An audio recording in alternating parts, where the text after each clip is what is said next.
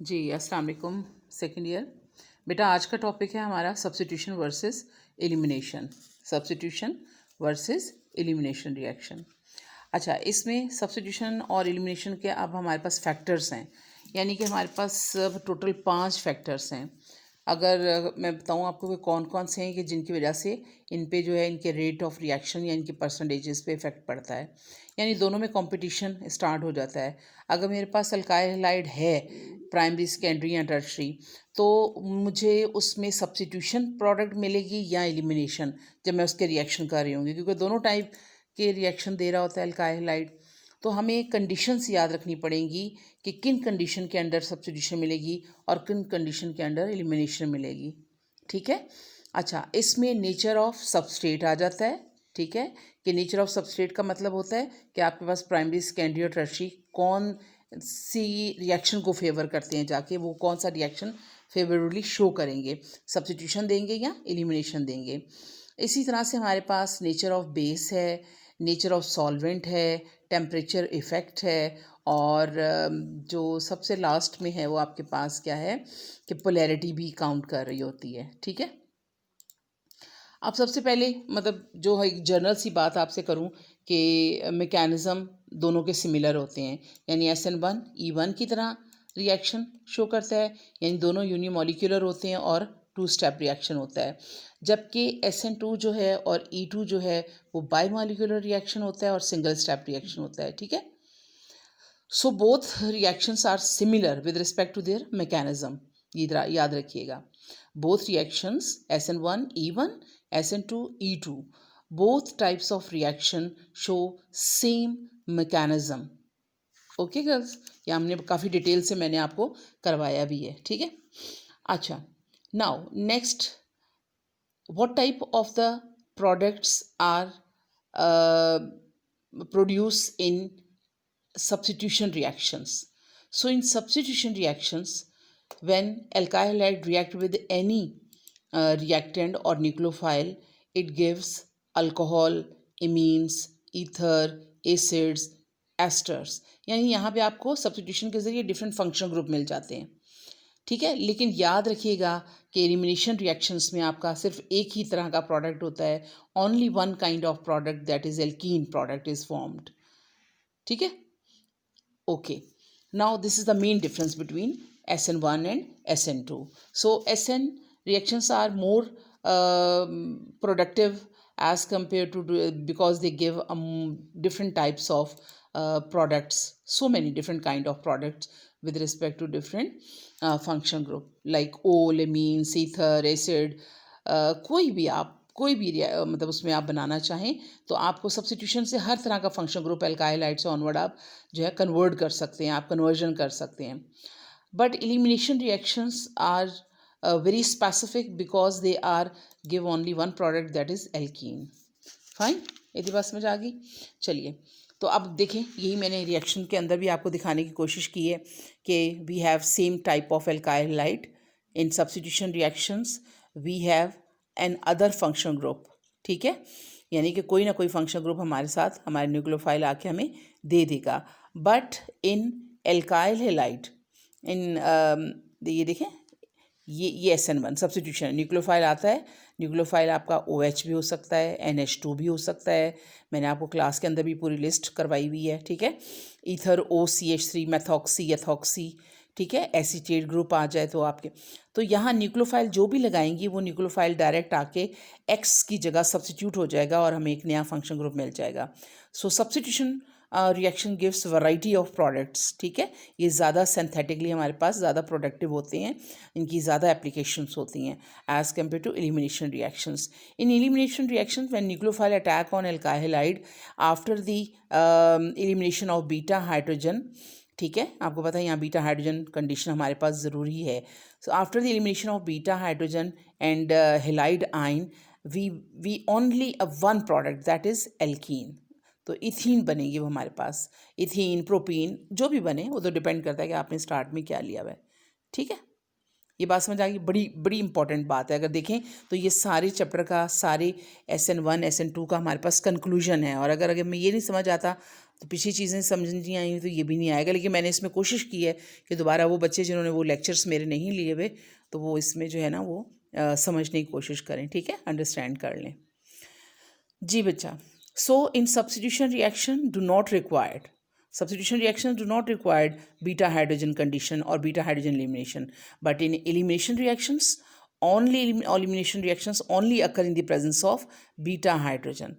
Elimination तभी reactions होंगे E1 E2 अगर बीटा हाइड्रोजन होगा। अगर बीटा हाइड्रोजन वहाँ नहीं है तो वहाँ किसी सूरत भी एलिमिनेशन नहीं हो सकती, वहाँ पे सब्स्टिट्यूशन ही होगी, ये भी याद रखिएगा, ठीक है। तो इस फर्स्ट पेज में अगर आपको याद नज़र आ रहा है अच्छे तरीके से तो आप देखिए कि मैंने डिफरेंसेस बताने की कोशिश की है और तमाम बच्चे ये डिफरेंसेस अपने उसमें लिख के और एज असाइनमेंट मुझे देंगे भी रिएक्शंस के साथ। जब तक ये मेरा चैप्टर ख़त्म होता है, ये मतलब आज वाला टॉपिक ख़त्म होता है, तो आप डिफरेंसेस लिखने के काबिल हो जाएंगे, ठीक है। तो ये असाइनमेंट है, मुझे आप व्हाट्सएप पे ये अपलोड भी करेंगे, सारे उस पर भेजेंगे भी। चलिए जनाब, आप फैक्टर्स हैं कि किस किस चीज़ की प्रेजेंस में कौन सा रिएक्शन ज़्यादा फेवरेबल होगा। सबसे पहले सबस्ट्रेट ले लेते हैं। हम जिस दिन से अल्काइल हाइड का चैप्टर शुरू किया हुआ है, हम primary alkyl hide, secondary alkyl hide और टर्शियल अल्काइल हाइड जो है ये क्या कर रहे हैं, हम डिस्कस कर रहे हैं। अच्छा, इसके अंदर क्या है हमारे पास, अगर गौर से आप देखें कि फैक्टर्स के अंदर सबसे पहले मैंने सबस्ट्रेट लिया हुआ है। सबस्ट्रेट का मतलब है different kind of alkyl halide, nature of alkyl halide, whether we have primary, secondary or tertiary alkyl halide. तो याद रखें, if we have tertiary alkyl halide तो आपके पास सब्स्टिट्यूशन रिएक्शन लेस फेवरेबल होते हैं as compare to elimination reaction. यानी tertiary alkyl halide होगा तो याद रखें टर्शियल alkyl halide हमेशा अपने आप को एलिमिनेशन रिएक्शन की तरफ लेके जाएगा और वही शो करेगा, ठीक है, ये याद रखिएगा। तो सबस्ट्रेट लेते वक्त या डिसाइड करते वक्त अगर आप सब्स्टिट्यूशन रिएक्शन करवाना चाह रहे हैं किसी भी चीज़ का तो कोशिश करें कि टर्शियरी अल्काइल हाइड मत लें, आप प्राइमरी और सेकेंडरी लें ताकि वो आपको सब्स्टिट्यूशन रिएक्शन दे दे, ठीक है। तो यहाँ हमें चॉइस करनी आसान हो गई। अगर हमें ये चीज़ पता चल गई कि अच्छा ठीक है, कनेटिकली और energetically tertiary alkyl halide more favorably show elimination reaction as compared to substitution reaction, ठीक है। ओके, नाउ अब प्राइमरी अल्काइल हाइड, भाई प्राइमरी अल्काइल हाइड फिर क्या देंगे, वो उसका रिवर्स सोच लें आप। अगर टर्शियरी आपको एलिमिनेशन दे रहा है तो प्राइमरी आपको बेस्ट क्या देगा, सब्स्टिट्यूशन रिएक्शंस देगा, ठीक है। वो प्राइमरी कभी भी आपको अच्छे एलिमिनेशन रिएक्शंस नहीं देगा। तो भाई हमने एक्सट्रीम दो ही हमारे पास थे, कौन से, प्राइमरी अल्काइल हाइड और टर्शियल alkyl hide. Secondary alkyl hide तो दरमियान में होते हैं, तो वो तो दोनों ही शो कर सकते हैं, डिपेंड करता है कि हमने कंडीशंस को कैसे रखा हुआ है, ठीक है। जब हम उसको एसएन वाली कंडीशंस देंगे सब्स्टिट्यूशन वाली, तो वो सेकेंडरी की बात कर रही हूँ मैं, क्योंकि एक्सट्रीम हमने किस किस को डिवाइड कर दिया, टर्शियरी दे दिया एलिमिनेशन को और प्राइमरी किसको दे दिए, सब्स्टिट्यूशन को। तो दरमियान में कौन रह गया, secondary alkyl hide. So secondary alkyl hide show both SN1 and elimination reaction but at a specific condition, that conditions which are required for SN or elimination, ठीक है। ये बात क्लियर हो गई। चलें जी, सबस्ट्रेट के तो अब कोई मसला ही नहीं रहा। अब नीचे आपकी बुक के अंदर भी एग्जांपल दी हुई है और मैंने भी यहाँ कोट की हुई है कि अगर तुम्हारे पास प्राइमरी अल्काइल हाइड है, ठीक है, if you have a ethyl chloride, ethyl bromide, what kind of, कोई भी आप ले लें, in the presence of sodium ethoxide, ये जो आपके पास इस वक्त आपको नज़र आ रही है बेस, ये आपके पास क्या है, सोडियम इथोक्साइड कहते हैं इसको। In the presence of alcohol it gives 88% substitution and only 12% alkene elimination product. तो यहीं से जाहिर हो गया कि ऊपर वाली बात जो हम कर आए थे कि हमारे प्राइमरी अल्काइल हाइड हमेशा सब्स्टिट्यूशन रिएक्शंस देंगे, तो वाकई जब रिएक्शन करके देखा हमने लैब के अंदर तो 88% सब्स्टिट्यूशन प्रोडक्ट मिला, ठीक है। देखिए ईथर बन गया, यहाँ पे डाइथाइल ईथर बन गया और यहाँ पे आपके पास एल्कीन बनी तो सही, लेकिन कितनी बनी, 12%। तो 12% अगर रिएक्शन मिक्सचर के अंदर है भी तो it's nothing. So 88% substitution reaction when we use primary alkyl halide. यानी कहने का मतलब ये है कि आपकी दोनों प्रोडक्ट्स बनती हैं, सब्स्टिट्यूशन प्रोडक्ट भी बनती है और एल्कीन प्रोडक्ट भी बनती है। लेकिन क्या हुआ कि डिपेंड क्या कर गया कि हम आपने इनिशियली अल्काइल हाइड की नेचर क्या ली, आपने तो प्राइमरी अल्काइल हैलाइड यहाँ पे ले लिए, और प्राइमरी अल्काइल हैलाइड क्या होंगे हमेशा, मैं अगर इसको लिखने की कोशिश करूँ, ये देखिएगा प्राइमरी एल्काइल हेलाइड ये आपके पास है, ठीक है। अच्छा, तो इसने क्या शो किया हमेशा 88% substitution rather than elimination reaction. Okay girls, now in this reaction we have a tertiary alkyl halide.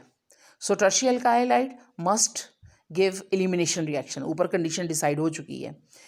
Same base sodium ethoxide in the presence of alcohol give 39% substitution and 61% elimination product, that is alkene.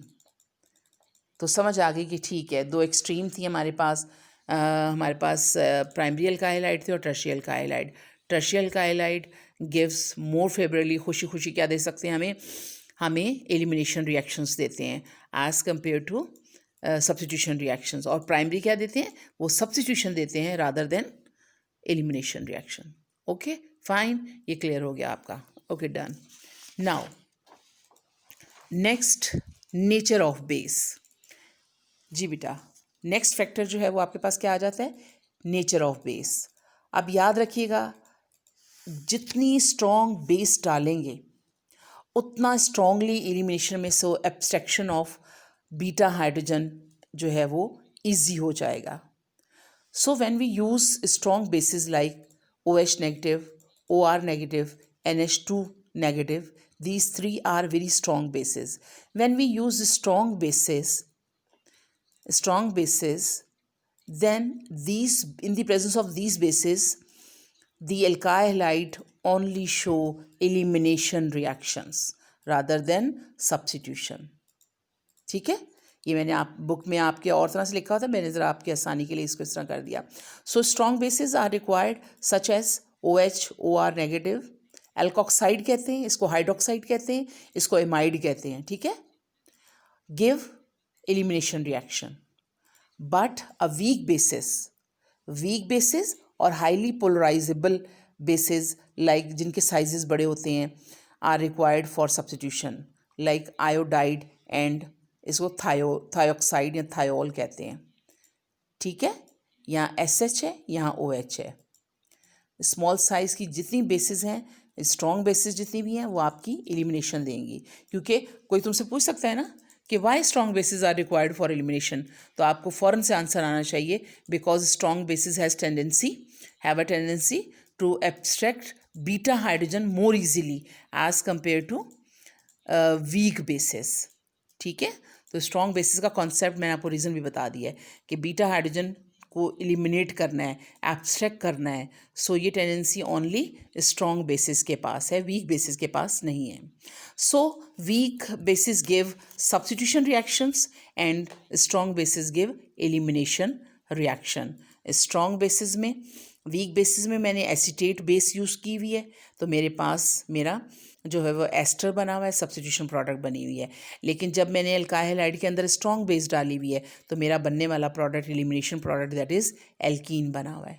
So this is the main product. Okay girls, it's very easy. Strong and weak में कभी भी confuse नहीं होना, but reason याद होनी चाहिए कि why strong bases are required in for elimination reaction, ठीक है। So strong bases are required for elimination reaction just to abstract the beta hydrogen as compared to substitution reactions. Substitution reaction में strong basis नहीं चाहिए, वहाँ कोई beta hydrogen elimination का process नहीं हो रहा, तो वहाँ वीक बेसिस भी चल जाएंगी। लेकिन एलिमिनेशन भाई आपने करवानी है, आपने बीटा हाइड्रोजन को भगाना है वहाँ से और एल्कीन बननी है, तो आपको स्ट्रॉन्ग बेस डालनी पड़ेंगी। और 3 स्ट्रॉन्ग बेसिस आपको याद होनी चाहिए, हाइड्रोक्साइड, एल्कोक्साइड, ये तीनों ऊपर मैंने दी हुई है, हाइड्रोक्साइड, एल्कोक्साइड और एमाइड।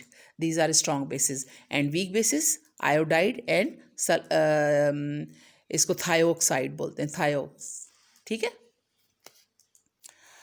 अच्छा जनाब, ये हमारा क्लियर हो गया कि ठीक है मैडम, स्ट्रॉन्ग बेस और वीक बेस, ठीक है। Now next is third one, nature of leaving group.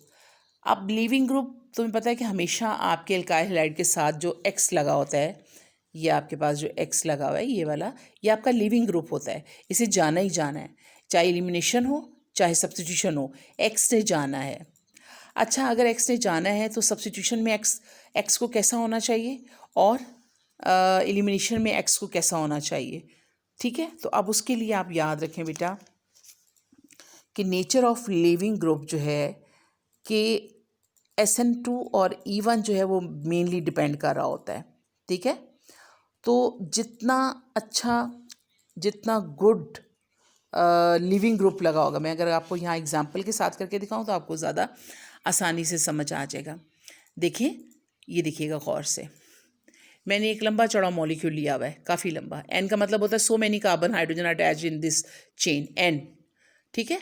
And C18 C37 with X है एल्काइल आईडी, जितना मर्जी लंबा हो, 18 वाला हो, 20 वाला हो, तो कार्बन चेन उतनी ही बड़ी हो, ठीक है। तो X उसके साथ लगा हुआ है, ठीक है। और उसमें मैंने ब्यूटाटर्शी ऑक्साइड जो है यहाँ पे पोटाशियम की, वो यहाँ पे बेस ली हुई है, ठीक है। अब गौर से देखिएगा, ये दो कंडीशन लगा के, अगर X में Br लेती हूँ, जितना स्मॉल साइज का लिविंग ग्रुप होगा वो बैड लिविंग ग्रुप होगा। याद रखिएगा गर्ल्स, ये बहुत इंपॉर्टेंट चीज़ है। Small size halide ions are bad leaving groups,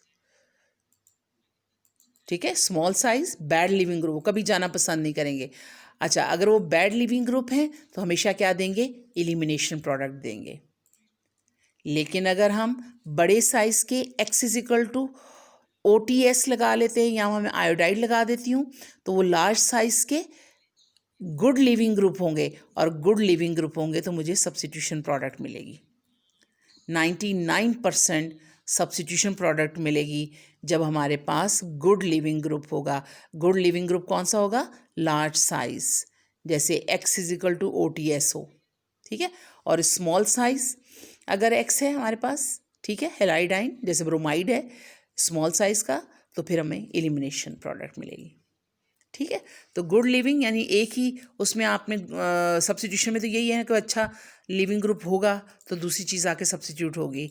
तो एलिमिनेशन में आपके पास जो है वो बैड लिविंग ग्रुप भी चल जाता है, क्योंकि वो टेम्परेचर उसको फेवरेबल कर जाता है, बॉन्ड तोड़ देता है, ठीक है। लेकिन सब्स्टिट्यूशन में जो X है उसका बॉन्ड कार्बन के साथ इतना स्ट्रॉन्ग नहीं होना चाहिए, तो वहाँ बैड जो है वो ये कह लें कि लार्ज साइज़ का जो है वो न्यूक्लियोफाइल लगा हुआ हो, लिविंग ग्रुप हो, ठीक है। और यहाँ पे स्मॉल साइज़ हो। और बैड लिविंग ग्रुप का होता है कि बॉन्ड स्ट्रॉन्ग है उसका, और गुड लिविंग का बॉन्ड वीक है। तो बड़े साइज़ जो हैं वो हमेशा बैड मतलब वो वीक बॉन्ड बनाते हैं, और जो स्मॉल साइज़ के लिविंग ग्रुप होते हैं वो स्ट्रॉन्ग बॉन्ड बनाते हैं। तो स्ट्रॉन्ग बॉन्ड जो है वो एलिमिनेशन को यानी कि फेवर कर जाता है, और जो आपका गुड लिविंग ग्रुप होता है जो वीक बॉन्ड बनाता है वो आपका सब्स्टिट्यूशन प्रोडक्ट देता है, ठीक है बेटा। आपकी किताब के अंदर भी ये पूरी एग्जांपल है, इसको इसी तरह से कोड भी करना है आपने। Fine girls, now the nature of the solvent.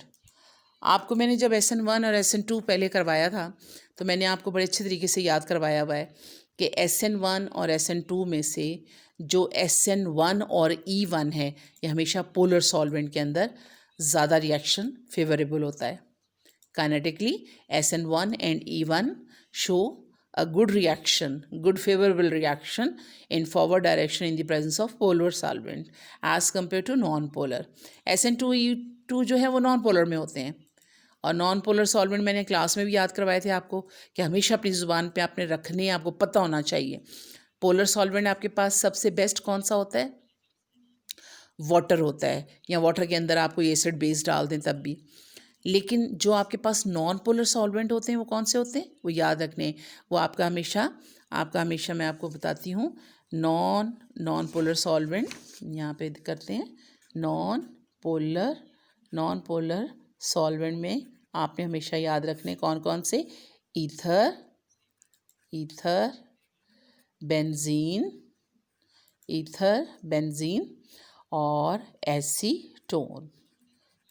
Ether, benzene और एसीटोन ये आपके नॉन पोलर हैं। और कोई पूछे जी पोलर सॉल्वेंट तो आप फ़ौरन से वाटर, या वाटर के साथ कोई भी और एक्वस सोल्यूशन जो भी होगा, ठीक है। ये याद रहेगा, ये बहुत इंपॉर्टेंट है, ठीक है। तो चलिए नेचर ऑफ सॉल्वेंट, पहले तो हमें नेचर ऑफ सॉल्वेंट खुद सॉल्वेंट याद कर लिए कि ठीक है non polar solvent ether, benzene, acetone है, और जो पोलर सॉल्वेंट है it's a best solvent, universal solvent that is water. और वाटर जो है वो अगर किसी और कॉम्बिनेशन के साथ भी एक्वस हम बनाते हैं किसी भी चीज़ का एक्वस सोल्यूशन, तो वो भी चीज़ पोलर ही हो जाएगी। तो याद रखिएगा बेटा कि नेचर ऑफ सॉल्वेंट जो है हमेशा जो मोर पोलर सॉल्वेंट होगा वो सब्स्टिट्यूशन को फेवर करेगा, और जो लेस पोलर होगा वो हमेशा एलिमिनेशन को फेवर करेगा। सो एक्वस क्यूएच हमेशा यूज़ किया जाएगा इन सब्स्टिट्यूशन रिएक्शंस, और अल्कोहलिक क्यूएच जो कि लेस पोलर होता है, ये क्या होता है, ये लेस पोलर होता है अल्कोहलिक क्यूएच। देखो अल्कोहल डाल दी ना, अल्कोहल तो नॉन पोलर है, तो केएच तो खुद पोलर थी, तो किसी भी चीज़ की पोलैरिटी को कम करने के लिए हम उसके अंदर क्या डाल देते हैं, मिक्सचर बना देते हैं पोलर का नॉन पोलर के साथ। तो तो उस वक्त हम क्या बना लेते हैं, हम वहाँ पे एक नॉन पोलर सॉल्वेंट तैयार कर लेते हैं। लेकिन अगर यहाँ देखा जाए तो पानी भी पोलर होता है, क्यूएच भी पोलर होती है, ये तो और अच्छा पोलर बन गया। So aqueous KOH is more polar solvent as compare to alcoholic KOH. Fine girls. So all aqueous QH or aqueous solution or water are polar solvents, and they are favor substitution reactions, or they are used in substitution reaction as solvent as compared to elimination reactions. Elimination में less polar. ठीक है, ये याद रहेगा, आसान, मुश्किल नहीं है। ठीक है, now next last one is fifth one is last one, effect of temperature. Effect of temperature, तो अगर आप खुद कॉमन सेंस इस्तेमाल करें, एलिमिनेशन रिएक्शंस जो हैं उनको मोर एंडोथर्मिक होना चाहिए। केमिस्ट्री में आपको पता ही है we have two types of reaction, exothermic reaction and endothermic reaction. Exothermic reactions are those reaction in which heat is evolved, ठीक है, एंड दे आर स्पॉन्टेनियस होते हैं, उनको किसी एनर्जी की ज़रूरत नहीं होती है, बल्कि वो खुद एनर्जी हमें दे रहे होते हैं, जैसे कंबशंस हैं। ठीक है, लेकिन जो एंडोथर्मिक होते हैं दे आर नॉन स्पॉन्टेनियस, और नॉन स्पॉन्टेनियस रिएक्शंस को स्पॉन्टेनियस बनाने के लिए, इन फॉरवर्ड डायरेक्शन में ले जाने के लिए हमें वहाँ पे एनर्जी दरकार होती है, और जब एनर्जी रिक्वायर्ड होती है तो हम उसको एंडोथर्मिक कहते हैं। So all elimination reactions are occur at high temperature, so they are endothermic reactions because they required more energy as compared to substitution reaction. ठीक है, so low temperature required for substitution reaction, high temperature required for elimination. भाई eliminate होना है ना, किसी चीज़ ने eliminate होना है, तो जब eliminate होना है वहाँ से, तो उसके लिए हमें एनर्जी भी ज़्यादा चाहिए। तो कॉमन सेंस की बात है, कोई पूछ सकता है ना आपसे, वाइवा में भी क्वेश्चन पूछा जाता है कि भाई एलिमिनेशन आप हाई टेम्परेचर पे कर रहे हैं, तो क्यों भाई, इसलिए कि वहाँ पे क्या है कि हमारे पास चीज़ ने, बीटा हाइड्रोजन ने और हेलाइड आयन ने एलिमिनेट होना होता है, रिमूव होना होता है, बॉन्ड ब्रेक होना होता है, तो बॉन्ड ब्रेक करने के लिए हमें मोर एनर्जी रिक्वायर्ड होती है। ठीक है मेरा बच्चा, ओके। बुक की एग्जाम्पल मैंने यहाँ पे कोड की हुई है, अगर आप गौर से देखें तो मेरे पास यहाँ पे 2 ब्रोमो प्रोपेन है, सोडियम हाइड्रोक्साइड मैंने डाला हुआ है और वाटर की प्रेजेंस में। अगर मैं वहाँ पे इस रिएक्शन को 45 और 100 डिग्री सेंटीग्रेड पे करती हूँ, टेम्परेचर मैंने दोनों साइड पे एक जैसा रखा हुआ है, सो एट 45 डिग्री सेंटीग्रेड और 100 degree centigrade these two are high temperature. ठीक है, these two are high temperature, और and high temperature we must have 53% alkene और 100% एल्कीन, यानी दोनों टेम्परेचर पे दो जो प्रोडक्ट्स हैं वो ज़्यादा होती हैं। 45 डिग्री सेंटीग्रेड पे मुझे 53% मिलेगी और 100 डिग्री सेंटीग्रेड पे 100% मिल जाएगी, ये याद रखिएगा। फाइन गर्ल्स, लेकिन इसी टेम्परेचर पे मेरे पास जो सब्स्टिट्यूशन प्रोडक्ट्स होंगी, ये क्या हैं, ये सब्स्टिट्यूशन प्रोडक्ट्स हैं। सब्स्टिट्यूशन प्रोडक्ट्स जो हैं वो क्या मिलेंगी मुझे, अल्कोहल्स बनेंगे, 2-प्रोपेनॉल, तो वो 47% और 36%, तो दोनों ही परसेंटेजेस कम हैं। So we have a mixture of products at 45 degree centigrade, alkene भी बनेगी और अल्कोहल भी बनेगी, सब्स्टिट्यूशन प्रोडक्ट भी बनेगी, एलिमिनेशन भी बनेगी, लेकिन आप दोनों में फ़र्क देख लें, एक 53 एक 47, और 100 डिग्री सेंटीग्रेड पे आपकी एल्कीन 100% बनेगी, बट जो आपकी सब्स्टिट्यूशन प्रोडक्ट दैट इज़ 36%.